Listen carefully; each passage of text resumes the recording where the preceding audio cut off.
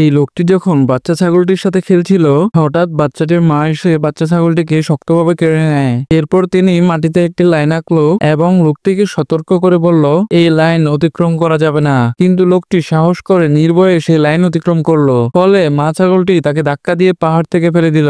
লোকটি হাল ছাড়তে নারাজ ছিল। এবার সে একটি স্নোম্যানের ভিতরে লুকিয়ে পড়লো, কিন্তু মা ছাগল তাকে দেখে ফেললো এবং তুলে নিয়ে বাইরে এনে আবার ধাক্কা দিল। বারবার লোকটি ছাগলের কাছে যাওয়ার জন্য বিভিন্ন চেষ্টা করেছিল, কিন্তু প্রতিবারই ব্যর্থ হলো।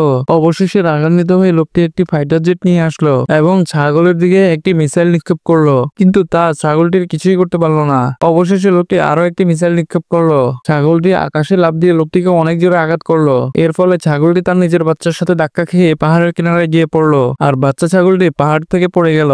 লোকটি তাড়াতাড়ি বাচ্চাটিকে বাঁচাতে ছুটে গেল, কিন্তু তার দড়িটি খুলে গেল। ঠিক তখনই ছাগলটি তার দাঁত দিয়ে দড়িটি ধরে ফেললো এবং টানার চেষ্টা করলো, কিন্তু সে ব্যালেন্স হারিয়ে ফেললো এবং নিচে পড়ে গেল। অবশেষে তিনজনই বরফে ঢাকা ডালুপথ বেয়ে নিচে গড়িয়ে পড়লো, কিন্তু ভাগ্যক্রমে তারা সবাই নিরাপদে অবতরণ করলো।